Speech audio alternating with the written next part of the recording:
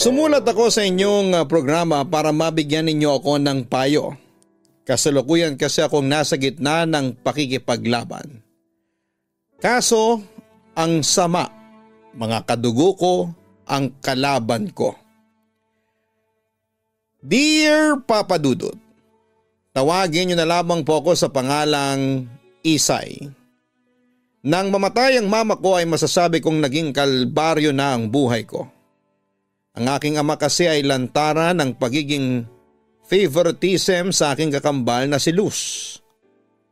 Para sa kanya ay siya lang ang maganda, matalino at siya lang ang aasenso sa buhay. Samantalang ako ni minsan Papa Dudut ay hindi ako nakatikim ng papuri mula sa papa ko. Kaya tuloy nabuhay ako ng may galit at inggit sa aking dibdib. Katulad na lamang isang gabi habang naghahapunan ng buong pamilya. Ang topic ay ang pagkakapromote ni Luz sa trabaho bilang general manager ng isang publishing house. Bukod pa roon ay maraming mga kumpanyang gustong i-pirate sa Luz dahil sa kanyang magandang college records and experience. Sa madaling salita ay pinag-agawan si Luz ng mga magagandang kumpanya. Isay, hindi ka ba naiinggit sa kapatid mo? Tingnan mo, matalino na, maganda pa. Pinag-aagawa ng mga kumpanya. Bakit ikaw hindi? Tila may halong pangiinsultong wika ni Papa sa akin. Hindi lamang ako kumibo noon dahil ayaw kong magsimula ng away ng dahil lamang doon. Nagpasensya pa rin ako, Papa Dudut. Samantala'y nagpatuloy si Luz sa pagiging bida-bida. Basta pa, kahit na anong trabaho ipapasukin ko basta reasonable ang sweldo para naman madagdagan pa ang perang panggastos natin. At saka para matupad na rin yung mga pangarap ninyong negosyo. Nako, salamat anak. Napakaswerte ko at ikaw ang naging anak ko. Tuwang-tuwa at proud na proud si Papa nang sabihin niya yon. Napabuntong hininga na lamang ako dahil sa sobrang bored. Pagkatapos ay pinagpatuloy ko na lamang ang paghahapunan. Ikaw Isay, ano nang balita sa iyo? Seryoso at tila nanunuring tanong ni Papa sa akin. Kailan ka ba makakahanap ng trabaho? Ilang buwan ka nang tambay dito? Paninita pa niya sa akin. Pasensya na po pa. Hindi po kasi ako sineswerte sa ngayon. Pero wag po kayong mag-alala. Makakatulong din po ako sa inyo. Sinusubukan ko namang maging kalmado ng mga sandaling yon. Hanggang kailan ka maghihintay sa sinasabi mong swerte? Ang tagal ko na naghihintay sa pag-asenso mo. Bakit parang hindi ko nararamdaman yung pagsisikap mong maghanap ng trabaho? Tanong pa ni Papa sa akin. Pa, ginawa ko naman po ang lahat. Giit ko sa kanya. Ang sabihin mo, walang tumatanggap sa iyo kasi puro bagsak ang nasa transcript of records mo. Pangiinsulto niya sa akin. Siyempre pumalag naman ako. Wala naman pong ganyanan pa. Ngunit hindi nagpapigil si Papa sa panglalait sa akin. Inuuna mo pa kasi ang paglalandi at paglalakwatsa. Kaya anong kinalabasan mo? School kamote. Bakit hindi mo tularan ang kakambal mo? Ayan, bukod sa maganda na may utak pa. Ikaw, maganda ka lang pero walang utak. Wala nang chill si Papa nung mga sandaling yon. Sa puntong yon ay sumabog na ako. Pa, wag niyo naman po akong insultuhin lalo na sa harapan ni Luz. Bakit hindi ba totoo? Hirit pa sa akin ni Papa. Samantala ay pumagitna na rin si Luz sa amin. Inawat niya si Papa sakaling magkainitan at magpa siya itong lapitan ako para pagbuhatan ng kamay. Pero hindi ako nagpatinag kay Papa. Ayun na naman po kayo pa. Nagsisimula na naman kayong ikumpara ko kay Luz. Galit kong sabi sa kanya. Totoo lang naman ang sinasabi ko. Ngayon kung nasasaktan ka sa mga sinasabi ko sa iyo, magsikap ka. Hindi yung puro paglalandi lang yung ginagawa mo. Pag-aakusa niya sa akin. Ngunit sa halip na sagutin pa si Papa, ay nagpa siya na lamang akong magparaya. Pa, bakit ba ganyan ang trato ninyo sa akin? Anak niyo po ba ako? Tanong ko pa sa kanya habang umiiyak. Anak kita Isay, kaso ang problema, Hindi ka nagmana ng ugali sa akin. Puro sakit lang ng ulo ang ibinibigay mo sa akin simula nung pinanganak ka. Malas talaga ako sa iyo. Naibulalas ni Papa sa akin. Wala naman akong nagawa kundi ang tanggapin ang lahat ng masasakit na salitang binitawan niya laban sa akin. Papa Dudut, nagpatuloy ang gap sa pagitan namin ng papa ko at ni Luz. Kahit kailan ay hindi ako naging close sa kanila. Nagrebelde din ako at lalo kong inasar pa ang papa ko. Samantala sa kalagitnaan ng pag-iisa ko, ay nakilala ko ang isang lalaki na itago yun na lamang po sa pangalang Lucio. Papa Dudut, kaibigan ko lamang siya, pero alam kong may gusto siya sa akin. At dahil sa gusto ko rin siya, kaya ako na rin ang gumawa ng way para mapasa akin siya. Nung una ay ipinapakilala ko si Lucio bilang boyfriend ko. As expected din naging malamig ang pagtanggap ni Papa. Pero hindi naman siya nagpakita ng disgusto sa aking boyfriend. Nasar pa nga ako noon kay Papa nang sabihin niya sa akin ng harapan na mas bagay sina Lucio at Luz. Siyempre nag-react ako.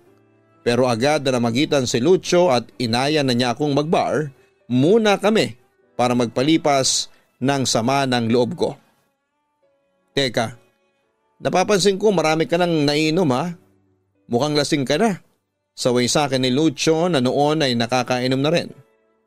Hindi pa ako lasing, Lucio. At saka ikaw rin naman, marami ka na rin naiinom. Sabi ko pa sa kanya. Paano hindi ako iinom? Pinakilala mo ako sa papa mo bilang boyfriend mo. Kahit na hindi naman.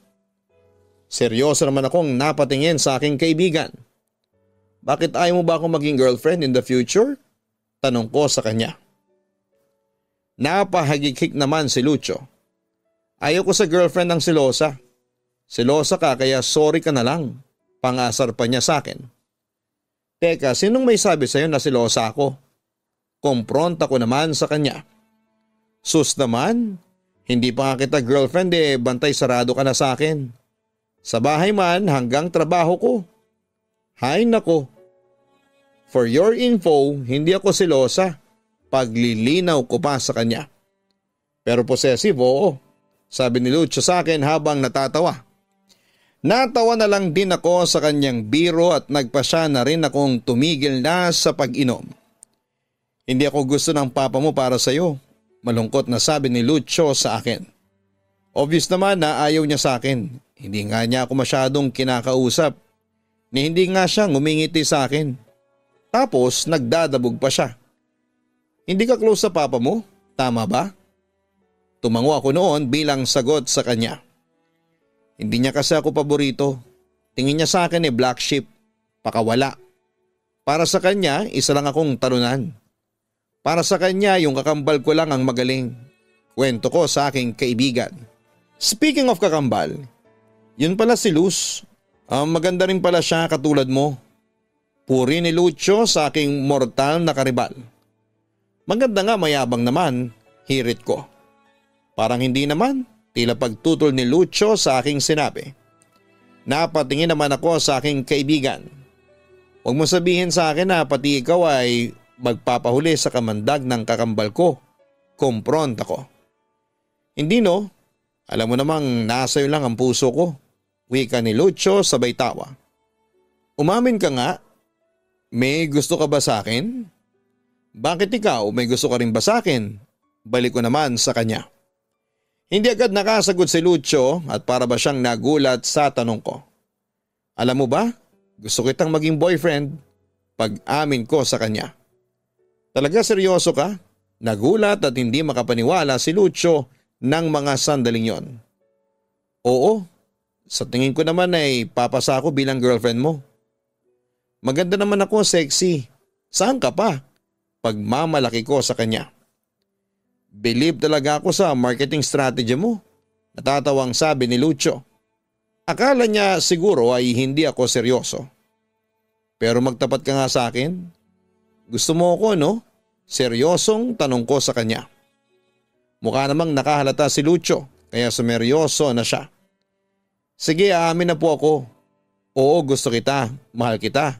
Pagtatapat niya sa akin. Napangiti naman ako nang marinig ko sa kanya ang gusto kong marinig. Sabi ko na nga ba, ang galing talaga ng woman's intuition ko. Obvious naman kasi, manhid lang yung hindi makakaramdam nun, ang sabi ni Lucio sa akin. So ano, kailan mo ako liligawan? Tanong ko sa kanya. Oo, gusto kita pero paano ko makakasiguro na wife material ka? Seryosong tanong niya sa akin. Kung wife material ang hinahanap mo, aamin ako, hindi ako wife material. Pagtatapat ko sa kanya. But come on, kahit na hindi ako wife material, pwede pa rin maging tayo. Kaya pa rin nating maging masaya. Huwag kang matakot na sumugal na mahalin ako. Kasi kung palagi kang matatakot na sumugal, hindi mo mai-enjoy ang buhay mo. Mabubuhay ka sigurado sa panghihinayang. Lucio, huwag kang matakot sumugal sa akin. Huwag kang mag-alala, pinapangako ko naman sa'yo na papanalunin kita sa sugal. Yun ang pangako ko sa kanya. Sige, isusugal ko ang aking puso sa'yo. Wika ni Lucio sa akin. At yun na nga papadudot, naging boyfriend ko na si Lucio. Nilabag ko ang kasagutan noon ng papa ko na hiwalayan si Lucio bilang bahagi ng pagrebelde ko. Pinagpatuloy namin ang pagmamahala noon kahit na palihim hanggang sa mabuntis niya ako. Lucio, may malaki tayong problema. Buntis ako, pag-amin ko sa kanya. Ano? Sigurado ka? Kailan mo pa nalaman? Gulat na wika ni Lucio sa akin. Kanino ko lang nalaman na buntis ako, Lucio. Kaya pala masama ang pakiramdam ko nitong mga nagdaang linggo at saka kaya pala ako delayed. Lucio, ano lang gagawin natin? Tanong ko sa kanya. Di pananagutan kita. Pakakasalan kita. Sagot sa akin ng aking boyfriend. Nataranta naman ako nang marinig ko ang salitang kasal. Hindi pa ako handang magpatali sa iyo. Pag-amin ko naman sa kanya. Anong gusto mo? Hindi kita pakakasalan tapos magiging bastardo ang anak natin. Hindi, Isay. Hindi ko masisikmura na maging bastardo ang anak natin. Ayaw ko. Please, Isay, pakasalan mo ko. Pag-aaya niya sa akin, papadudot. Lucio, sinasabi ko na sa iyo, di ba? Hindi ako wife material. Paalala ko sa kanya. At saka ayaw kong magpadalos-dalos ng desisyon. Ibang usapan na kasi ang pagpapakasal. Paliwanag ko pa sa kanya. Paano na ang papa mo? Sigurado ko na ipapakasal din nila tayo. Isay, hindi sa amin na madali kita pero pag-isipan mo na ngayon kung gusto mo akong pakasalan. Basta ang masasabi ko lang sa iyo, nakakasiguro ka sa akin na anytime handa kitang pakasalan. Paniniguro naman niya sa akin. Lucio, baka napipilitan ka lang. Umiling si Lucio bilang sagot sa aking tanong. Isay, hindi ako napipilitan. Sa totoo lang ay gusto ko pa ngang maikasal tayong dalawa. Isay, ikaw lang ang gusto kong makasama habang buhay. At sigurado ako dun. Isay, nangangako ako sa iyo na magiging mabuting asawa ko sa iyo. Gagawin ko ang lahat para mabigyan kita ng magandang buhay. Sisiguraduhin ko sa iyo na hinding-hindi ka magsisisi na ako ang pinili mong mapangasawa. Aniya. Sige, pangahawakan ko yung pangako mo. Wala akong maimik kundi yun na lamang, papadudot. Samantala nang umuwi ako sa bahay ay sinalubong ako noon ng galit ng aking ama. Kung ano-anong masasakit na salitang binitawan niya sa akin hanggang sa mauwi sa pagkukumpara niya sa aking kakambal, papadudot.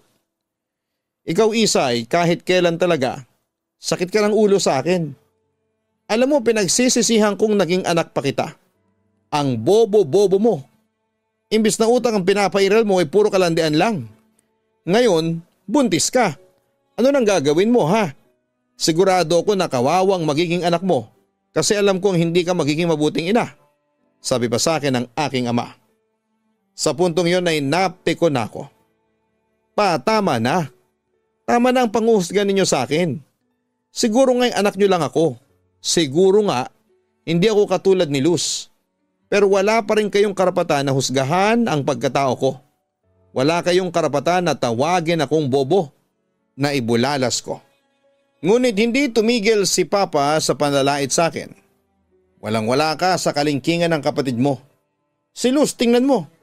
Asenso na siya. Ikaw, wala kang narating. Hindi ka ba nahihiya sa sarili mo? Tapos heto ka ngayon, idadamay mo pang magiging anak mo sa kahihiyan mo? Sabi pa niya sa akin.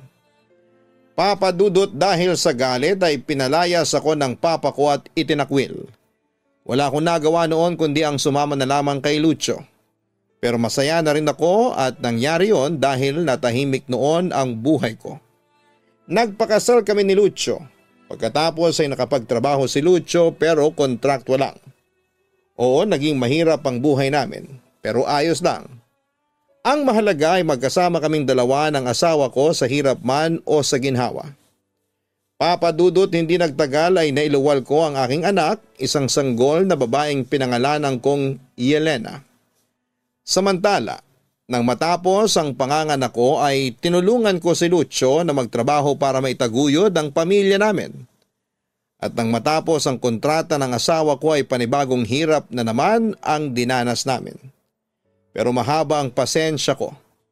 Inunawa ko na lamang si Lucio at saka nakikita ko rin naman ang pagsusumikap ng asawa ko para maituguyod kaming mag-ina. Hanggang isang araw. Kumusta na ang paghahanap mo ng trabaho kanina? Tanong ko sa aking asawa. Wala hindi successful. Pero Isay, may tutulong sa akin para makahanap ng trabaho. Sabik na wika ni Lucio sa akin. Talaga? Sino? Usisa ko. Yung kakambal mo, si Luz. Nawala ang ngiti ko nang marinig ko ang pangalan ng aking karibal. Ha? Nagkita kayo ni Luz? Oo, nagkasalubong kami sa fast food. Ayun, nagkakwentuhan kami tapos yun nga, nasabi ko sa kanya na naghahanap ako ng trabaho. At sinabi niya sa akin na tutulungan daw niya ako mapasok sa trabaho. Kwento niya sa akin. Saan naman yan? Sa opisina nila? Usisa ko pa. Oo, naghahanap daw ng messenger yung company nila. Isay, hindi beer yung company na pinapasukan ng kapatid mo. Multinational company yun. Wika ng asawa ko na hindi matanggal ang kasabikan sa naghihintay na brighter future sa kanya. Ayoko magkaroon ng utang na loob kay Luz. Seryoso ang sabi ko kay Lucio. Isay, ito na yung pagkakataon ko. Ilang buwan na akong hirap na hirap sa paghahanap ng trabaho. Grasya na ito. Ayaw ko nang palampasin pa yon. Pakiusap niya sa akin na suportahan ko siya sa kanyang desisyon. Napabuntong hininga na lamang ako. Sige, bahala ka. Sabi ko pa sa aking asawa. Para din naman sa atin to, Isay. At saka hindi naman ako mapapahama kay Luz. Kapatid mo yon, ang papa mo lang naman ang kontrabida sa buhay natin, hindi ba? Ang sabi ni Lucio habang sinisikap niyang mapanatag ang aking kalooban. Sana maunawaan at suportahan mo ko, Isay. Agad naman akong nagsalita. Siyempre, susuportahan kita. Asawa kita Lucio, basta galingan mo ha. Magtiwala ka sa sarili mo. Aasenso rin tayo. Pampalakas ng loob ko sa kanya. Papa Dudut, akala ko ay magiging masaya na ang buhay namin pagkaraang mapasok ng trabaho si Lucio sa tulong ng kapatid ko na si Luz. Pero nagkamali ako dahil namatay noon sa sakit ang aking anak at sinisi yon sa akin ng asawa ko. Simula noon ay naging malamig na siya sa akin hanggang sa isang araw ay napagpasyahan kong mag-move on at maghanap ng panibagong trabaho. At natanggap naman ako bilang receptionist sa building kung saan ay nakabase ang opisina nila Luz at Lucio. Walang tiwala kasi ako sa aking kapatid. Bukod sa nakakaramdam ako ng masamang kutob sa kakaibang closeness ng kapatid ko at ng asawa ko. Nang malaman yun ni Lucio ay nagalit siya sa akin. Tanong pa niya sa akin ay bakit ko raw siya sinusundan. Ang sabi ko naman ay walang masama kung magtrabaho din ako sa kumpanya nila. Samantala ay hindi rin masaya si Luz nang mabalitaan niyang doon na rin ako nagtatrabaho. Ngunit isang araw, may nag-inform sa akin na nakitang magkasamang tumungo sina Luz at Lucio sa emergency fire exit. Siyempre agad kong pinuntahan ang lugar na yon. At doon ko nasaksihan ang pagtatraidor sa akin ni Luz at Lucio. Nahuli ko silang naghahalikan at nagyayarian. Hindi ako makapaniwala noon, Papa Dudut, kasi sa dinami-raming lugar na pwedeng paglabasan ang init ng katawan ay doon pa talaga sa opisina. Papa Dudut, sobra talaga akong nagimbal sa aking mga nakita. Sabi ko na nga ba inaahas ninyo akong dalawa. Mga hayop kayo, hysterical na sigaw ko sa kanila. Isay, magpapaliwanag ako, wika ni Lucio sa akin. Pero hindi ko pinakinggan noon ang kanyang alibay. Ang kapal na mukha ninyong dalawa? Talagang dito pa kayo naglampungan. Mga wala kayong kahihiyan. Pagpapatuloy ko. Isay, please. Huwag ka na magskandalo dito. Saway sa akin ang aking asawa.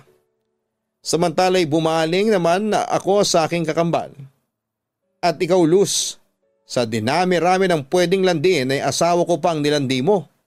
Akmang lulusubing ko na si Luz para sa bunutan, ngunit agad akong napigilan ni Lucio. Isay, nagmamahalan kami ng asawa mo, sabi pa niya sa akin.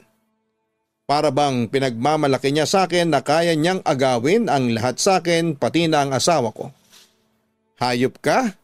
Wala kang kahihiyan. Akala ko ba matalino ka? Akala ko ba disente ka? Bakit pumapatol ka sa may asawa? Luz, ang lakas ng loob mong maging kabit ng asawa ko. Halos isumpa ko noon ng aking kakambal. Ngunit sa halip na mag-sorry ay lalong nagmatigas pa si Luz sa akin. Isay, sa tuwing sinasabi mo yung salitang kabit, hindi mo ba naiisip na kaya siguro nangangabit ang asawa mo? Kasi pabaya ka. Kasi hindi siya masaya sayo.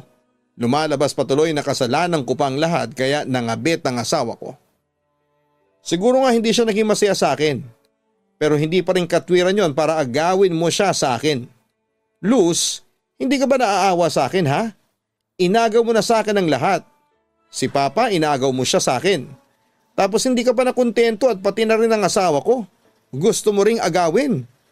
Sa puntong yun ay humagulhol na ako sa labis na sama ng loob. Papiliin mo na lang ang asawa mo kung kanino siya sasama. Demand ni Luz sa akin. Nagad ko namang kinontra. Hindi na kailangan kasi kahit sino pa ang pipiliin niya. Ako pa rin ang may karapatan sa asawa ko kasi legal kami. Kasal kaming dalawa at ikaw, isa ka lang hamak na kabit. Kirida, kulasisi, mga agaw, ahas, hudas. Lahat ng kademonyohan nasa iyo na, sabi ko pa sa kanya. Hindi na kita mahal, Isay. Ayaw ko na sayo. Hindi na kita kaya pang pakisamahan. Biglang sabi ni Lucio sa akin. Nanlumo naman ako sa aking narinig. Pero bakit? Ano bang kasalanan ko sayo? Tanong ko sa aking asawa. Dahil sayo, dahil sa kapabayaan mo kaya namatay ang anak natin. Paninisi pa niya sa akin. At kanino ka sasama? Sa kapatid kong ahas? Agad namang sumagot si Lucio sa aking katanungan. Oo, kasi siya ang mahal ko. Kaya simula sa araw na ito hiwalay na tayong dalawa. Wika pa niya sa akin. Papa Dudut, sobrang sakit nang madiskubre ko na si Luz pala ang kaagaw ko sa asawa ko. Hindi ko matanggap yon, kaya naghabol ako pero sa huli nagmukha lang akong kawawa. Inapin nila ako at naranasan kong ipagtabuyan nila. At kahit na umiyak pa ako at maglupasay sa harapan nila, ay hindi bumalik sa akin ang asawa ko. Pero hindi ako basta-basta susuko at pinaglaban ko pa rin ang alam kong sa akin. Pero isang araw ay nagulat na lamang ako na pabor si Papa sa relasyon nila Lucio at Luz. At siya pang umaasikaso noon ng annulment papers namin ng asawa ko. Kaya kita pinatawag dito, Isay, ay para pirmahan mo to. Pagkatapos ay inabot sa akin ni Papa ang brown envelope at isang panulat. Annulment papers ninyo ni Lucio, sabi naman ni Luz sa akin. Para ano? Para masolo mo ang asawa ko? Hindi ko pipirmahan yan. Pagmamatigas ko. Isay, pirmahan mo na lang yan. Yung annulment papers na yan. Kailangan mong gawin to para sa magiging anak nila. Utos sa akin ni Papa. Nagimbal ako nang malaman kong buntis ang aking kakambal at karibal. Pero paano na ako pa? Tanong ko pa sa kanya. Samantala'y hindi ko naman nakitaan ng simpatya si Papa sa akin. Namatay ng anak ninyo ni Lucio, hindi ba? Samantalang ang kapatid mo. Pero naputo lang sinasabi niya nang magwala ko. Mga hayop kayo! Ang lakas ng loob ninyong gawin sa akin to? Anong akala ninyo sa akin? Boba? Tanga? Hindi ko pipirmahan yan. Lucio, hindi tayo maghihiwalay. Ako pa rin ang asawa mo. Ako pa rin ang mas may karapatan sa iyo. Galit na sabi ko sa kanya. Kahit kailan Israel ka talaga. Napatingin ako ng masama sa aking ama. Talagang may audacity pa siyang sabihin ang ganong bagay sa akin. Anong sabi mo, Suwael? Teka pa, bakit niyo ba kinakampihan ang kakambal ko, ha? Pa, ako ang inagawan. Ako ang inagrabyado. Bakit ako pa rin ang masama sa paningin ninyo? Kompronta ko sa kanya. Hindi ka na nga mahal ng asawa mo tapos ipagpipilitan mo pa rin ang sarili mo. Katwiran pa niya sa akin. Bakit ba ganito ang trato ninyo sa akin? Bakit ba? Hindi niyo ba ako anak? Kung sa bagay, bakit pa ako magtatanong samantalang obvious naman na si Luz lang naman ang anak ninyo? Wala kayong ibang bukang bibig kundi ang taong yan. Ako siguro baka ampun lang ako. Kaya ganito ang trato ninyo sa akin. Kahit kailan hindi ko naramdaman na minahal ninyo ako. Sige, ako na ang talo. Sabi ko noon sa aking ama bago muling bumaling sa aking kakambal. Ikaw, Luz, pinagsisisihan ko na naging kapatid pa kita. Sinusuka kita, tandaan mo yan. Sinusuka rin kita bilang kapatid ko. Ganti sa akin ng kapatid ko. Akala ninyo siguro'y bobo ako. Pues nagkakamali kayo. Actually, nagpaplano na akong dalhin to sa korte. At ikaw, Luz, kasama ka na Papa, demanda ko kayo. Kayong tatlo, hindi ko kayo titigilan hanggat hindi kayo nabibilanggo. Pagbabanta ko pa sa kanila. Then good luck. Sige, pabilanggo mo kami. Hindi kami natatakot sa iyo. Sabi pa sa akin ni Papa.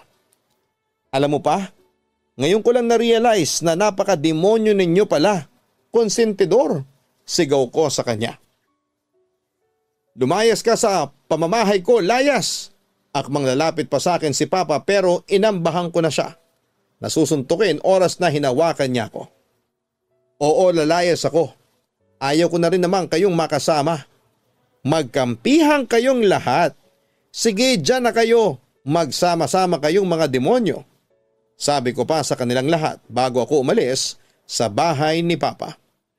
Papa Dudut, at yun na nga, hindi ko matanggap ang ginawa nila sa akin. Sobra na akong aping-api sa kanila. Gusto kong lumaban pero mag-isa lamang ako. 3 ang kalaban ko. Ano bang gagawin ko, Papa Dudut? Gusto kong ipaglaban ang asawa ko. Itutuloy ko pa ba sa korte ang problema ko? Payuhan nyo naman ako. Sana'y mabasa ninyo ang sulat ko at umaasa ako sa tugon mula sa inyong mga tagapakinig at sa inyo, Papa Dudut. Maraming salamat. Lubos na gumagalang, Isay. Nakakalungkot na mapakinggan ang iyong kwento na ang numero mong kaaway ay ang sarili mo pang ama at kapatid. Oo, hindi ka perpektong tao. Pero walang karapatan ng sinuman kahit pa ang magulang mo na maliitin ka niya at insultuhin.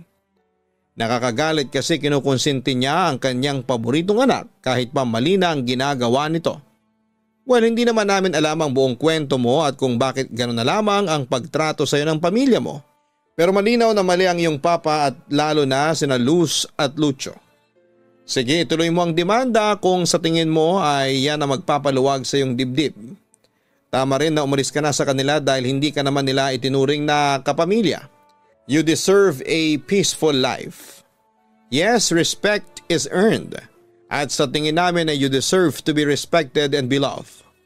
Magbagong buhay ka na, Isay, at tanggalin mo na sila sa sistema mo at ipagpasa Diyos mo na lamang ang mga taong umapi sa iyo.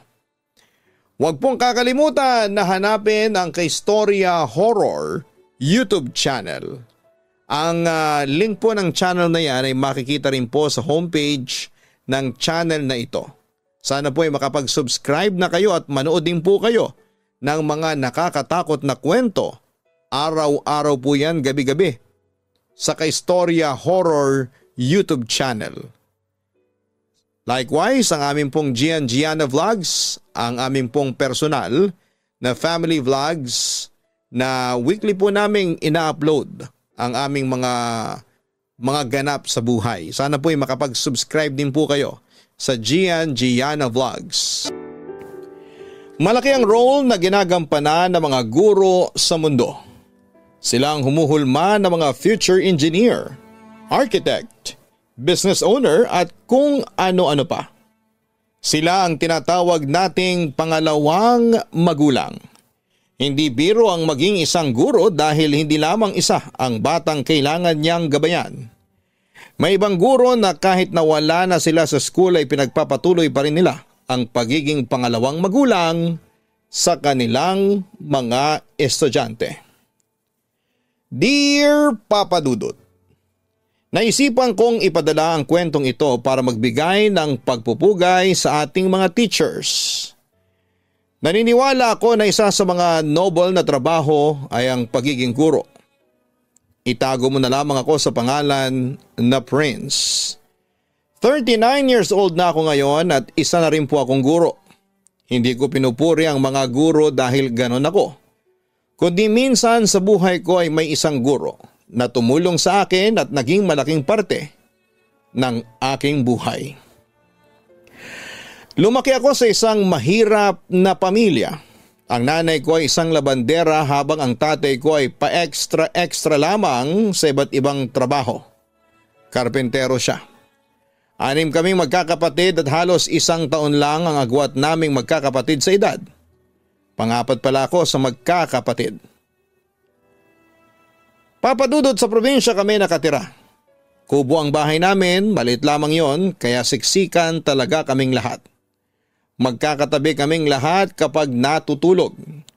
Isang pwesto namin na yon ay tulugan sa gabi at sa umaga ay doon kami kumakain. Wala kaming lamesa kaya sa sahig kami kumakain. Madalas akong mabuli sa school nung elementary ako dahil sa palagi akong pumapasok sa school na gusot ang damit. Bukod doon ay isa pang reason kung bakit ako nabubuli ay dahil sa pagiging malambot ko. Marami papadudot ang nagsasabi na bakla ako dahil sa pagiging malamya ko at parang babae raw akong magsalita. Alam ko sa sarili ko na kahit na ganoon ako kumilos at magsalita ay hindi po ako bakla. Doon naniniwala ako na walang masama sa pagiging bakla. Lalo na kung wala kang tinatapakang tao. Kahit ang sarili kong pamilya ay naniniwala na bakla ako. Yun ay dahil hindi pasok ang kilos ko sa pamantayan nila ng pagiging totoong lalaki. Ang pag-aakala nilang bakla ko ay ang dahilan din kung bakit madalas akong mabugbog ng aking nanay at tatay. Dati akala ko kapag may nangaapi sa akin at magsusumbong ako sa kanila ay ipagtatanggol nila ako. Dahil sila ang magulang ko pero hindi ganon ang nangyari. Nagagalit pa sila kapag umiiyak akong umuuwi sa bahay at nagsusumbong sa kanila. Kasalanan ko raw kung bakit ako inaaway dahil lalambot-lambot daw ako. Maging sa lugar na kung saan ako nakatira ay bakla ang tingin sa akin. Kapag nakikita ako ng ibang nanay o tambay ay inuutusan nila akong sumayaw o magmodel pero hindi ko na lamang sila pinakikinggan at hindi ko sila sinusunod. Kaya masasabi ko na hindi naging magandang childhood ko, Papa Dudut. Wala po akong kaibigan at ang tingin sa akin ng mga kaklase ko ay basura. Naging biktima ako ng bullying at busog ako sa bugbog sa aking nanay at tatay. Alam ko na parang pang teleserye ang buhay ko sa dami ng mga pagsubok na pinagdaanan ko. Pero sa kabila ng lahat ng yon ay naniniwala pa rin ako na hindi habang buhay ay ganon ang aking buhay. Mataas ang pangarap ko hindi lamang para sa aking sarili, kundi para na rin sa aking pamilya. Buong elementary ko ay wala akong naging kaibigan, Papa Dudut. Kahit papaano'y nasanay na ako sa pambubuli sa akin ng lahat. Kung dati ay palagi akong umiiyak, nasanay na ako na huwag pansinin ang mga sinasabi ng mga tao sa akin. Hindi na rin ako nagsusumbong sa mga magulang ko kasi alam ko na kapag ginawa ko yon ay papagalitan o bubugbugin lamang nila ako. Nasa utak ko na noong bata pa lamang ako na hindi na ako magkakaroon ng kaibigan. Tinanggap ko nang walang magkakaroon ng interes na kaibigan ako kaya alam ko nang magiging forever alone ako. Pero hindi pala. Mali pala ako, Papa Dudut. Nang pumasok na ako sa first year high school, ay may isang transfer student na babae na unang kumausap sa akin. Si Olga. Naging magkatabi kami noong first day ng school at ako ang kinausap niyang una. Ang akala ni Olga ay bakla ako dahil sa kilos ko, pero ang sabi ko sa kanya ay hindi ako ganun. Talagang malambot at malamya lang akong kumilos. Tapos ang payat ko, kaya madalas ay mapagkamalan akong bakla at kapag sinasabi ko na hindi ako bakla ay wala namang naniniwala. Tanging si Olga lamang ang unang naniwala sa akin, Papa Dudut. Napakasaya ko nang maging magkaibigan kami ni Olga. Nagkaroon ako ng tagapagtanggol sa mga nambubuli sa akin. Kapag may nanunukso sa akin, ay si Olga ang nangaaway sa kanila. Olga, hindi mo naman kailangan na makipag-away ng dahil sa akin. Sanay na ako sa kanila. Elementary pa lang ay binubuli na nila ako. Minsan ay sabi ko kay Olga, kaya nga palagi kang tinutokso kasi hindi ka lumalaban. Alam mo, dapat ipakita mo rin sa kanila na hindi okay sa'yo ang ginagawa nila. Dapat lumalaban ka rin minsan. Ang payo ni Olga sa akin. Umiiwas kasi ako sa gulo. Saka alam ko na hindi totoo ang sinasabi nila tungkol sa akin. Baka kapag nilabanan ko sila, isipin nila na guilty ako. Baka mas lalo nila akong tuksuhin. Pagpapaliwanag ko. Magkaiba talaga tayo ng opinyon sa ganyang bagay. Pero hayaan mo, ngayong magkaibigan na tayo, ay ako nang magiging tagapagtanggol mo. Turan pa ni Olga. Hindi ko talaga inakala na magkakaroon ako ng kaibigan, Papa Dudut. Kaya talagang pinapahalagahan ko ang friendship namin ni Olga. Kami ang palaging magkasama at mas lalo akong tinukso dahil sa babae ang kaibigan ko. Dapat daw kapag lalaki ka, lalaki rin ang kaibigan at mga kasama mo. Third year high school ako nang maging advisor namin si Ma'am Donna. Sa pagkakaalala ko ay 48 years old na siya ng time na yon. Naging subject teacher na namin siya noong second year high school, kaya kahit papaano ay kilala ko na siya. Masayahin si Ma'am Donna, Filipino ang subject na itinuturo niya sa akin. And to be honest, ayoko ng subject na Filipino kasi nakakaantok siya. Tapos ay palagi pang pangtanghali yung subject na yon, kaya mas lalong nakakaantok. Pero nang si Ma'am Donna na ang nagturo sa amin ng Filipino subject, ay naging paboritong subject ko na yon. May mga paraan kasi si Ma'am Donna para maging exciting ang Filipino subject. Paborito ko yung nagkukwento siya ng mga life experiences niya na nakakatuwa. Sa ganoong paraan ay nakukuha niya talaga ang atensyon ng mga estudyante niya para makinig sa kanya. Hindi rin lingid sa marami ang pagiging matulungin ni Ma'am Donna sa mga estudyante sa school. Kahit na hindi niya estudyante ay tinutulungan niya. Naalala ko ang unang beses na tinulungan ako ni Ma'am Donna. Absent noon si Olga at tinukso ako ng mga kaklase ko dahil sa marumi at gusot ang damit ko. Wala kasi kaming plancha sa bahay, Papa Dudut. Tapos dalawa lang ang polo ko. Kaya minsan ay 2 o 3 beses kong sinusuot ang polo ko. Nakakatawa nga kasi labandera ang nanay ko pero hindi siya nakakapaglaba ng madalas sa bahay. Mas naipaglalaba pa niya ang ibang tao kesa sa amin. Pero naiintindihan ko yon kasi trabaho yon ng nanay ko. Madalas pa nga ay kami na ng mga kapatid ko ang naglalaba kapag wala kaming pasok sa eskwelahan. Nang pumasok si Ma'am Donna sa classroom para magturo na, ay napansin niya na namumugto ang mga mata ko. Hindi ko kasi kinaya ang panunukso ng mga kaklase ko kaya umiyak na lamang ako. Tinanong ako ni Ma'am Donna kung ano ang nangyari sa akin at ang sabi ko ay napuwing lamang ako. Pauwi na ako ng araw na yon nang lapitan ako ni Ma'am Donna. Prince, alam ko na palagi kang nabubuli dito sa school. Hindi ako naniniwala na napuwing ka kanina. Kaya namamagana ang mga mata mo. Umiyak ka hindi ba? Tanong ni Ma'am Donna sa akin. Opo ma'am, tinutokso nila ako kasi gusot ang polo ko pag amin ko. Mga batang yan talaga. Bakit ba kasi palaging gusot ang uniform mo? Tanong ni ma'am. Wala po kasi kaming plancha sa bahay. Tugon ko. Ganon ba? Okay, ganito. Kailan ka ba naglalaban ng uniform mo? Tanong ni Ma'am Donna. Tuwing Sabado po ng umaga. Sagot ko. Nagsuggest si Ma'am Donna na tuwing Linggo ay pumunta ako sa bahay nila. Daling ko raw ang mga uniform ko at doon ko planchahin. Nang sa ganon ay hindi na ako tuksuhin. Huwag daw akong mag-alala dahil hindi niya ako sisingilin. Libre daw yon. Alam ko na mabait at matulungin talaga si Ma'am Donna pero hindi ko ine-expect na pati ako ay tutulungan niya.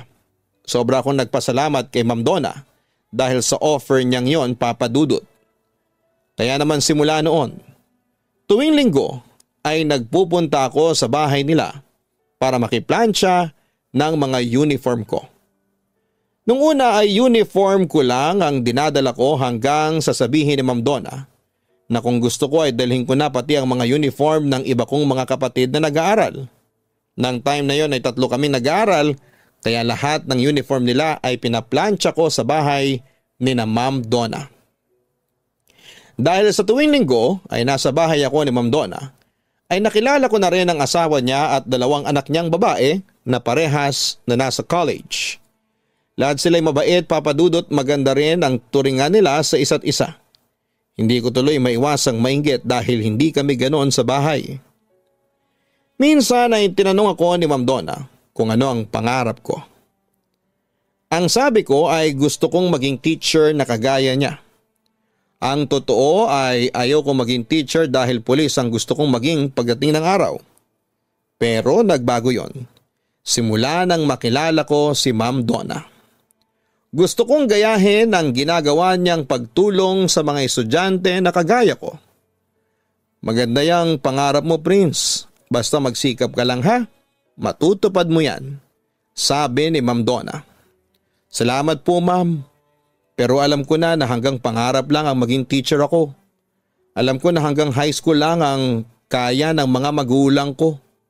Tanggap ko nang hindi ako makakapag-college. Turan ko. Huwag ka mawala ng pag-asa. Malay mo naman, may tumulong sa'yo. O kaya ilapitan ka ng swerte. Matalino ka naman eh. Malay mo makakuha ka ng scholarship. Oo nga pala. May itatanong ako sa iyo. Bakit ka ba talaga binubuli sa school? Turan ni ma'am. Tinutokso po nila akong bakla kasi malambot at malamya akong kumilos. Ang totoo po, hindi po ako bakla. Ganito lang po talaga akong kumilos. Sagot ko. May mga tao talagang ganon. Hinuhusgahan kaagad nila ang isang tao dahil sa nakikita nila. Pero kung bakla ka, wala namang problema doon. Sadyang may mga tao kasi na makitid ang utak. Wika ni Ma'am Donna. Gumaan ang pakiramdam ko sa mga sinabi ni Ma'am Donna sa akin. Ang sarap pong isipin na bukod kay Olga ay meron pang isang tao na naniniwala sa kung ano talaga ako.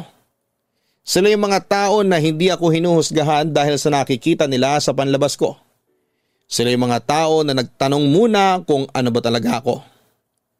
Sinabi sa akin ni Ma'am Donna na kapag may nanukso sa akin sa susunod ay magsumbong ako sa kanya. Siya raw ang bahala. Kakausapin daw niya ang mga nambubuli sa akin para malaman ng mga ito na hindi tama ang ginagawa nila sa akin. Gaya ng sinabi ni Olga sa akin, hindi raw ako dapat pumapayag na may umaapi sa akin. Wala raw mali na lumaban ako lalo na kung wala akong ginagawang mali at nananahimik lamang ako. Sa kabila ng mga sinabi ni Ma'am Donna, sa akin ay hindi pa rin ako nagkaroon ng lakas ng loob na ipagtanggol ang sarili ko. Hindi rin ako nagsusumbong kay Ma'am Olga kapag may nambubuli sa akin. Hinahayaan ko lamang sila kung anong gustong gawin nila sa akin. Isa pa sa mga hindi ko makakalimutang tulong ni Ma'am Donna sa akin ay noong first periodical exam namin noong third year ako. Kailangan ko noon ng 20 pesos para pambayad sa test paper na ipapa-photocopy. Humingi ako ng pera kay nanay pero hindi niya ako binigyan. Huwag mo nga akong niloloko, Prince. Malamang wala kayong ambagan. Ibubulsa mo lang ang 20 pesos. Akala mo ba ay hindi ko alam yang ganyang tirada mo? Ganyan din ako nung nag-aaral. Hindi mo ako maloloko. Bulyaw ni nanay sa akin. Nay, nagsasabi po ako ng totoo. May bayad po talaga na 20 pesos para sa exam namin. Pampapotocopy ng test paper, ang sabi ko. Tumigil ka na, isa pa. Wala akong pera. Bakit kasi hindi ka mangalakal para may pera ka? Hindi yung palagi ka lang nandito sa bahay. Sigaw pa ni nanay. Kung hindi lang sana ako tinutokso sa lugar namin ay hindi ako palaging nasa bahay. Mas gusto ko kasi na nasa bahay lang kesa sa tuksuhin ako sa labas. Kahit na walang ibinigay na 20 pesos si nanay sa akin ay pumasok pa rin ako sa school sa araw ng exam namin. Bago ako magpunta sa classroom ay pumunta muna ako sa faculty room para kausapin si Ma'am Donna. Ang bala ko ay makikiusap ako sa kanya na pakuhain niya ako ng exam. Tapos isusunod ko na lamang yung bayad ko na 20 pesos. Nang sabihin ko yon kay Ma'am Donna ay hindi ko inaasahan ang naging sagot niya sa akin. Huwag mo nang intindihan ang pambayad mo. Ako nang magbabayad para sa test paper mo, ang sabi ni Ma'am Donna. Maraming salamat po, ma'am. Ang bait mo po talaga. Ang naiiyak kong wika. Binigyan ako ni Ma'am Donna ng 20 pesos at bukod pa roon ay binigyan pa niya ako ng another 20 pesos nang malaman niya na 2 piso lang ang baon ko. Bumili raw ako ng nakakabusog na pagkain sa recess kasi mahirap mag-exam kapag gutom o walang laman ng sikmura. Kahit daw nag-review ako ay baka wala akong maisagot. Nang dahil sa mga tulong at kabaitan ni Ma'am Donna ay mas lalo akong nagkaroon ng kagustuhan na maging isang teacher na kagaya niya.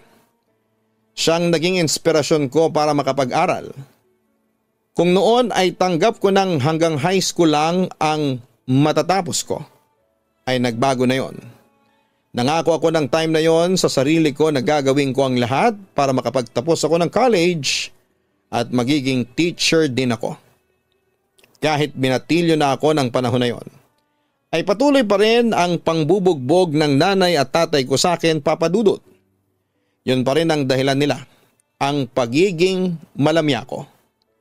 Lalo na si nanay kapag nakikita niya ako na malambot ang kilos, ay nagagalit siya sa akin at sinasaktan niya ako. Sabi ni nanay, kasalanan ng maging bakla. Kapag daw hindi ako nagbago ay mamalasin ako at tatanda ako ng mag-isa. Talagang kumbinsido sila na binabay ako kahit sinasabi ko sa kanila ng paulit-ulit na hindi ako bakla. Hindi ba dapat ay mas kilala nila ako dahil sila ang mga magulang ko? Sa aming magkakapatid, ako ang palagi nilang binubugbog. May mga pagkakataon na pumapasok ako sa school na meron akong pasa sa braso o hindi kaya ay sa mukha. May isang pagkakataon na napansin ni Olga ang pasa ko sa braso. Hoy Prince, na paano yang pasa mo sa braso? Tanong ni Olga sa akin. Nadapa ako. Tatanga-tanga kasi ako pagsisinungaling ko. Ay hindi ako naniniwala. Ilang beses ko nang nakikita na may pasa ka sa katawan. Ano yan? Palagi kang nadadapa. Prince, magsabi ka nga ng totoo sa akin. Ano pa't naging best friend tayo? Turan pa ni Olga. Sa pagkakataon na yon ay nagsabi na ako ng totoo kay Olga, Papa Dudut. Sinabi ko sa kanya na madalas akong bugbugin ng nanay at tatay ko. Awang-awa naman si Olga sa akin noon. Wala akong kalam-alam na sinabi pala ni Olga kay Ma'am Donna ang pananakit ng mga magulang ko sa akin. Nang uwian na ay pinatawag ako ni Ma'am Donna sa faculty room at doon ay sinabi niya sa akin na kinausap siya ni Olga at sinabi ni Olga ang nangyari sa akin sa bahay. Naging matapat ako sa mga tanong ni Ma'am Donna, Papa Dudut. Pakiramdam ko kasi ay safe ako sa kanya at magana ang pakiramdam ko sa kanya. Kailangan kong kausapin ang mga parents mo, Prince. Hindi ka dapat nila sinasaktan ng ganyan. Oo, may mga magulang na ganyan ang klase ng pagdidisiplina. Pero wag namang aabot sa point na may pasaka. Tara, sasama ako sa iyo ngayon sa bahay ninyo. Ang sabi ni Ma'am Donna na ikinatakot ko. Wag na po, ma'am. Hindi na po kailangan. Baka mas lalong magalit si nanay at tatay sa akin. Pagtutol ko. Okay, papalapasin ko yan ngayon ha. Pero kapag yan naulit hindi mo na ako mapipigilan na kausapin sila. Wika ni Ma'am Donna. Mabuti na lamang at napapayag ko si Ma'am Donna na huwag nang kausapin ang mga magulang ko. Alam ko kasi na mas magagalit si nanay at tatay sa akin kapag nangyari yon. Ayoko rin na madamay pa si Ma'am Donna pero ang problema ko ay alam ko na mauulit pa rin ang pagkakaroon ko ng pasa. Kaya kapag binubugbog ako at meron akong pasa ay hindi na lamang ako pumapasok. Hinihintay kong mawala kahit papaano ang pasa ko bago ako pumasok, lalo na kung ang pasa ko ay nasa parte ng katawan na hindi ko kayang itago. Napansin ni Ma'am Donna ang madalas kong pag-absent. Tinanong niya ako kung bakit ako palaging absent sa klase at ang sabi ko ay madalas akong magkasakit. Nag-offer pa nga siya ng ipa-check up ako. Pero ang sabi ko ay ibinibili naman ako ng gamot ng nanay ko. Nangihinayang kasi si Ma'am Donna kapag uma-absent ako kasi baka raw bumaba ang grades ko. Running for first honor kasi ako noon. Doon ko na-realize na kahit pala hindi mo kadugo ang isang tao ay pwede pa rin maging concern sa'yo. Pwede pa rin nilang iparamdam sa iyo ang pagmamahal na hindi mo nakukuha sa sarili mong pamilya. Hindi pala lahat ng tao ay kagaya ng mga nabubuli sa akin. At kagaya ng mga magulang ko. May mga tao pa rin palang mabubuti kagaya ni Ma'am Donna at Olga. Isang araw ng linggo, wala si nanay at tatay dahil sa meron silang trabaho. Kami lang ng mga kapatid ko ang nasa bahay at ako talaga ang inutusan nila na gumawa ng halos lahat ng mga gawaing bahay. Yung panganay namin na lalaki ay palaging wala sa bahay dahil mahilig siyang mag-basketball. Tapos na siya ng high school pero kahit nasa edad na siya na pwede na siyang magtrabaho ay hindi pa rin siya nagtatrabaho. Bago umalis si nanay para maglamada ay sinabi niya na gabi na raw siyang makakauwi at gusto niya. Nakakain na lamang siya pag uwi. Hindi na ako nakapunta noon kay Ma'am Donna para makiplan siya dahil po sa dami ng ginawa ko, Papa Dudut. Nang nagsasaing na ako ng gabi ay nasunog ko ang sinaing dahil abala ko sa pagtitiklop ng mga damit namin. Pagdating ni nanay ay nakita niya na sunog ang sinaing ko kaya naman binugbog na naman niya ako. Gamit ang tambo ay pinagpapalo niya ako. Nadagdagan pa ang galit niya, Papa Dudut, dahil siguro sa pagod niya sa maghapon na paglalaba. Ang pinanghahampas niya sa akin ay yung hawakan ng tambo na gawa sa kahoy. Sabi ni nanay, wala nang araw kaming bigas ay susunugin ko pa raw. Bukod sa mga palo ay hindi pa niya ako pinakain ng gabing yon. Hinayaan niya akong magutom. Kinabukasan, Lunes na ay hindi ako pumasok sa school dahil sa mga pasako sa katawan. Ayokong makita yon ni Ma'am Donna at papasok na lamang ako sa school kapag nawala na ang mga pasako. Kinagabihan ng araw na yon ay hindi ko inaasahan na pupunta si Ma'am Donna at Olga sa bahay namin. Nagulat talaga ako. Si nanay ang humarap sa kanila at ako ay nasa loob ng bahay. Narinig ko na tinanong ni Ma'am Donna kay nanay kung bakit hindi ako pumasok. Ang sabi ni nanay ay tinatamad daw ako. Pwede ko po bang makita si Prince, Mrs.? Tanong ni Ma'am Donna kay nanay. Nasa loob nakahiga, napakatamad talaga ng batang yun. Turan pa ni nanay. Pumasok si na Ma'am Donna sa bahay namin at nakita niya ako na puro pasa. Doon na umalma si Ma'am Donna. Tinanong niya ako kung bakit ako ay may mga pasa. Pero hindi ako nagsalita noon. Si nanay ang sumagot at parang proud pa niyang sinabi na pinalo niya ako dahil sinunog ko ang sinaing noong nakaraang gabi.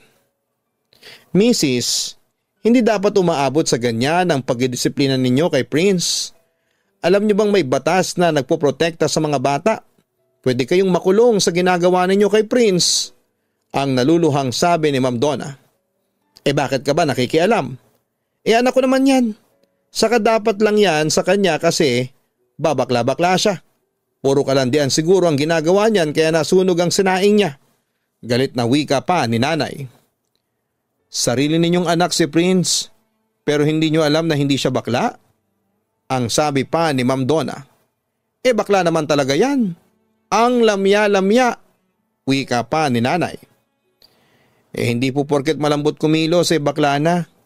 Mrs., may mga anak din po ako at nagkakamali rin sila pero hindi ako ganyan magdisiplina. Napapalo ko rin sila dati pero hindi ganyan nabugbog sarado na. Sambit pa ni Ma'am Donna. Alam mo ma'am, mas mabuti pa na umalis na kayo. Nagiging pakialamera na kayo sa sarili kong anak. Teacher ka lang, di ba? Ako ang nanay at wala kang pakialam kung anong gawin ko sa anak ko at hindi ako natatakot sa sinasabi mong makukulong ako. Pagtataboy pa ni nanay kina Ma'am Donna. Kapag naulit pa ito ay pasensyahan na lang tayo. Matapang na tura ni Ma'am Donna bago sila umalis ni Olga. Pag-alis ni na Ma'am Donna ay pinagalitan pa ako ni nanay. Kung pumasok lang daw sana ako sa school ay hindi pupunta roon ang teacher ko. Hindi ko naman masabi sa kanya ang dahilan ko kaya hindi ako pumasok sa school ng araw na yon, Papa Dudut. Alam ko na hindi niya ako maiintindihan. Pero aaminin ko, natakot ako sa mga sinabi ni Ma'am Donna na pwedeng makulong si nanay sa pananakit sa akin. Kahit na hindi maganda ang pagtrato nila sa akin ni tatay ay ayoko pa rin silang makulong. Hindi para sa akin kundi para sa mga kapatid ko. Alam kong hindi mabubuhay ang mga kapatid ko nang wala ang mga magulang namin. Makalipas ang 3 araw ay pumasok na ulit ako sa school.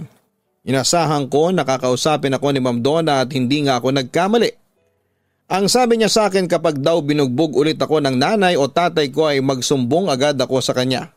Hindi raw kaya ng konsensya niya na meron siyang estudyante na dumadanas ng nararanasan ko. Hindi niya raw kaya na manahimik lamang dahil kapag may hindi magandang nangyari sa akin ay hindi niya raw mapapatawad ang sarili niya. Ma'am, nagpapasalamat po ako sa concern ninyo sa akin. Pero okay lang po ako. May kasalanan naman po ako kaya nasasaktan nila ako. Pagtatanggol ko sa aking mga magulang. Hindi ka okay, Prince. Huwag mo nang ipagtanggol ang mga magulang mo. Kasi mali talaga ang ginagawa nila sa iyo. Basta kapag naulit pa yan, pasensyahan tayo, pero kikilos na ako. Ang sabi ni Ma'am Donna. Nakiusap ako kay Ma'am Donna na huwag niyang ipapakulong ang mga magulang ko kasi kawawa ang iba ko pang mga kapatid. Pero hindi siya nakinig sa akin. Awang-awa talaga siya sa akin ang time na yon at napaiyak pa siya. Niyakap ako ni Ma'am Donna at napaiyak na rin. Naramdaman ko talaga ang pagmamahal ni Ma'am Donna na para bang siya ang nanay ko. Inisip ko pa nga ng time na yon na sana nga ay si Ma'am Donna na lamang ang nanay ko. Siguro kung siya ang nanay ko ay mabubusog ako sa pagmamahal at hindi ako makakaranas ng pananakit. Isang gabi kakatapos lang naming kumain, ako ang palaging nakatoka sa paghuhugas ng pinagkainan kapag gabi. Tinapos ko kaagad yon kasi marami akong assignment na kailangang tapusin.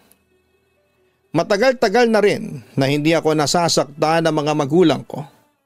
Ang ginagawa ko kasi ay sinusunod ko sila palagi at ginagawa ko ng maayos sa mga utos nila sa akin.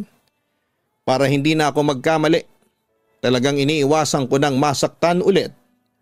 At sa takot ko na may gawin si Ma'am Donna na ikakapahamak ng nanay at tatay ko. After na mga gawain ko para sa gabing yon ay sinisimulan ko nang gawin ang mga assignment ko. Wala pala noon si tatay sa bahay dahil nakikipag-inuman siya sa mga kaibigan niya. Tanghali siyang umalis ng bahay at kahit gabi na ay wala pa rin siya. Sa dami ng assignment na kailangan kong tapusin ay inabot na ako noon ng 10:00 ng gabi. Nang sandaling yon ay dumating na si tatay, lasing na lasing siya, inutusan niya akong magtimpla ng kape para sa kanya at napansin ko na masama ang tingin niya sa akin. Parang galit siya kahit na wala naman akong ginagawang mali. Nang iabot ko kay tatay ang kape, ay kung ano-ano na ang mga sinabi niya sa akin. Kagaya ng ikinakahiya niya raw ako kasi bakla ako. Pinagtatawanan daw siya ng mga kainuman niya dahil meron siyang baklang anak. Tay, hindi naman po ako bakla, lalaki po ako. Malambot lang po talaga akong kumilos, magalang kong sabi. Sa tingin mo ba? Maniniwala ako sa iyo? Kitang-kita ko sa kilos mo na bakla ka. Sigaw ni tatay sa akin.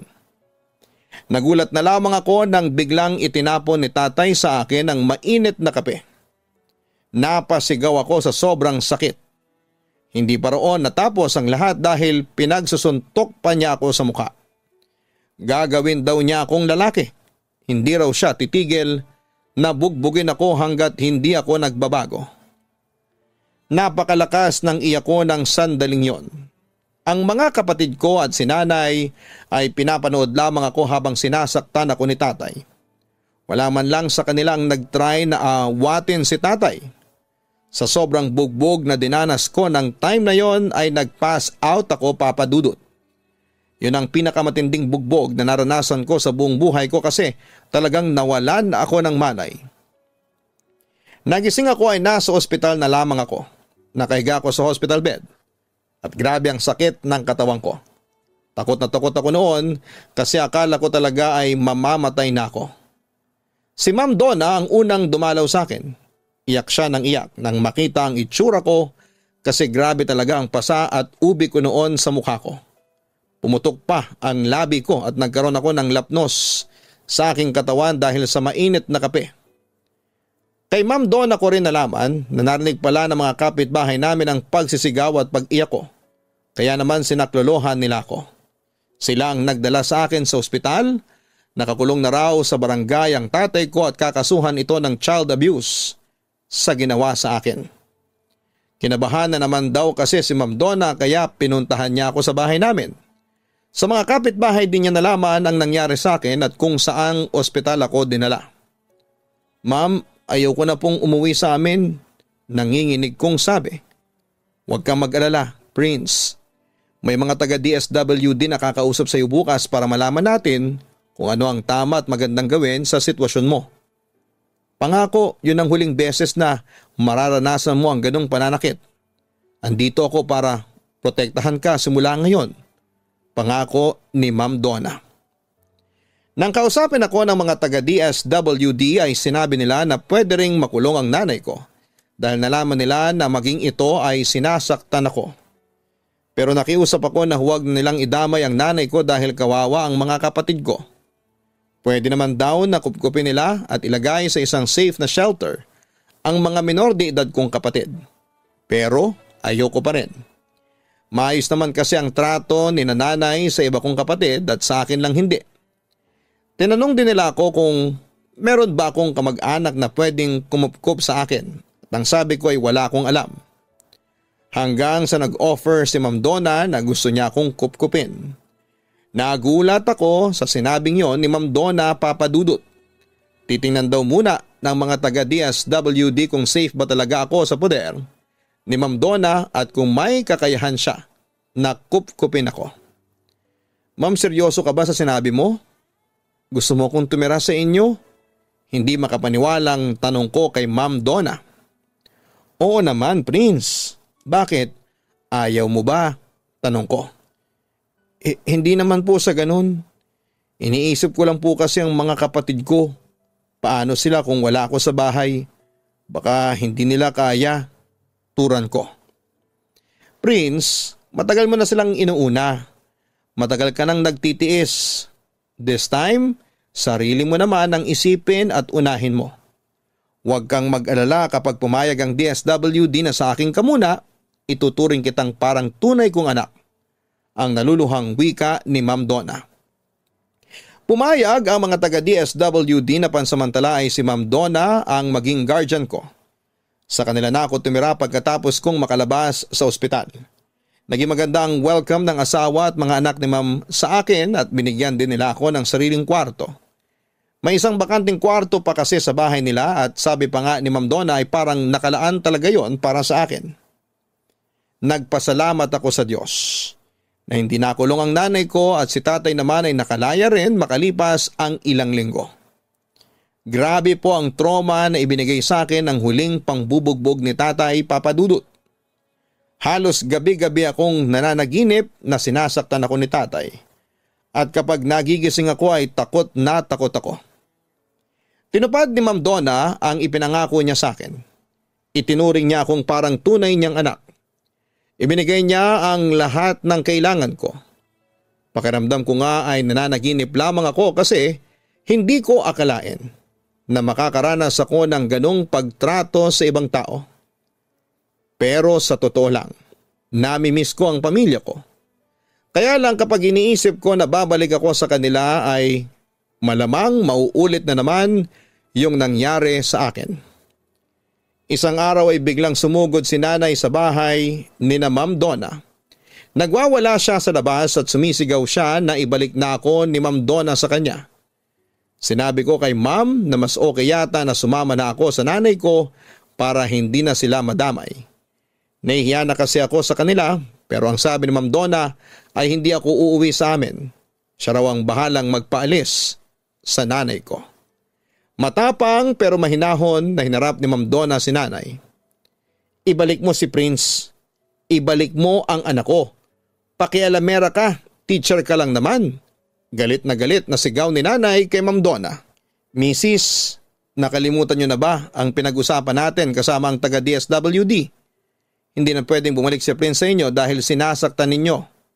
Paliwanag ni Ma'am Donna. Wala akong pakialam. Palabasin mo si Prince.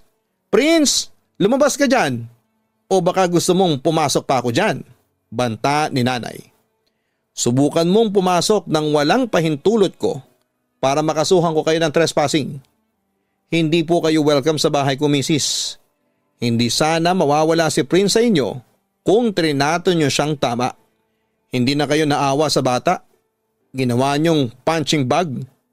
Gusto nyong bumalik si Prince sa inyo tapos ano? Sasaktan ninyo? Kaya kung ako sa inyo, uuwi na lang ako kasi kapag hindi ako nakapagpigil ay pulis na ang hihila sa inyo paalis, ang sabi ni Ma'am Donna sa nanay ko. Natakot ang nanay ko sa mga sinabing yon ni Ma'am Donna kaya mas pinili niyang umalis na lamang pero nagbanta siya na babalik siya at hindi siya papayag na hindi niya ako mababawi. Pagkapasok ni Ma'am Donna ay kinausap niya ako kaagad. Sinabi niya na huwag ako mag-alala kasi hindi siya papayag na makuha ako ng nanay ko. Hindi raw siya papayag na may manakit ulit sa akin. Papadudot tuluyan ng si Ma'am Donna ang naging guardian ko. Naging pamilya na rin ako sa kanila ng pamilya niya. Paminsan-minsan ay nakikibalita pa rin ako sa mga kapatid ko kung ano ang lagay nila. Dahil sa malalaki na ang baon ko sa school ay nagagawa ko ng makapag-ipon at kapag medyo malaki na ang ipon ko ay ibinibigay ko sa mga kapatid ko. Hindi na rin ako ginulupan ni nanay at tatay. Bilang ganti po sa kabutihan ni Ma'am Donna ay pinaghusayan ko po ang pag-aaral at valedictorian ako na graduate ako sa high school. Akala ko ay kapag nakatapos na ako ng high school ay titigil na si Ma'am Donna sa pagkupkup sa akin. Pero hindi pa pala, papadudot. Sinabi niya na pag-aaralin niya ako ng college at kung gusto ko pa rin na maging isang guro na kagaya niya ay kasama ko siyang tutuparin ang pangarap ko na yon. Pinagbutihan ko ang pag-aaral ko at makalipas ang ilang taon ay naging ganap na akong guro kagaya ng dati kong pangarap. Nagtrabaho ako sa isang public school ng ilang taon at nang magkaroon ako ng offer na magtrabaho sa Thailand bilang teacher ay grinab ko na yon. Sa Thailand ay nakilala ko si Rowena na isang Filipinong guro doon.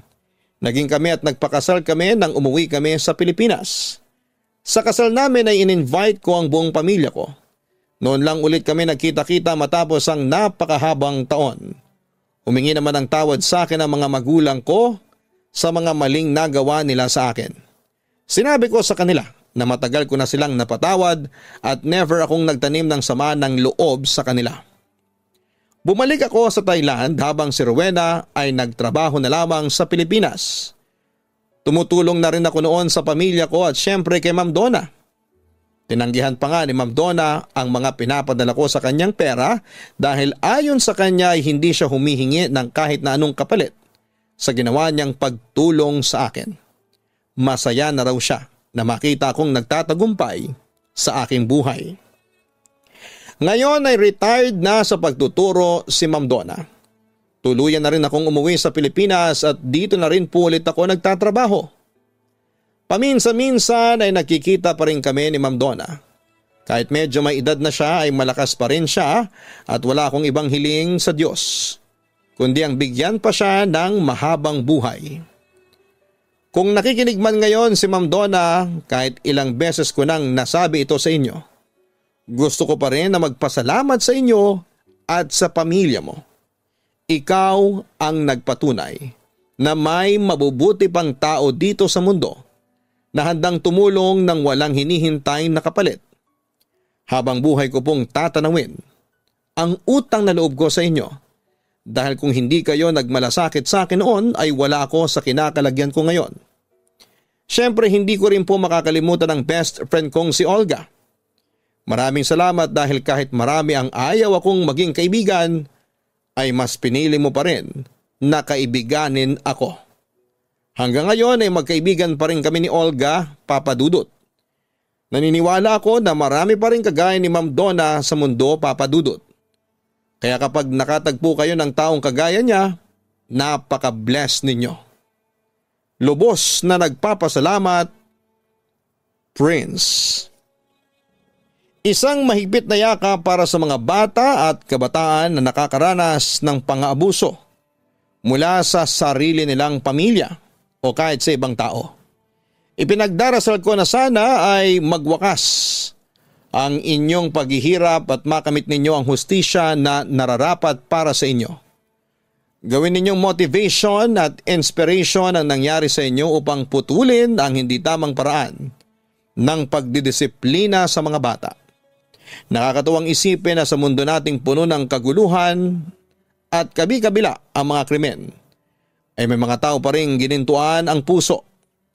Mga tao na handang tumulong sa iba nang walang hinihinging kapalit. Kung minsan kung sino pa ang hindi natin kadugo ay sila pa ang tutulong sa atin. Tunay na kahanga-hanga ang ating mga guro dahil bukod sa pamilya nila, ay inaasikaso rin nila ang kanilang mga estudyante. Kaya nararapat na irespeto at igalang natin sila bilang sukli sa unconditional love na ibinibigay nila sa atin. Hanggang sa muli, ako po ang inyong si Papa Dudut. Suportahan po ninyo ang Gianna Vlogs, ang aming weekly family vlogs. Likewise, ang aming pong Ka-Istorya Horror YouTube channel para po sa mga daily uploads ng mga nakakatakot na kwento. Maraming salamat po sa inyong lahat.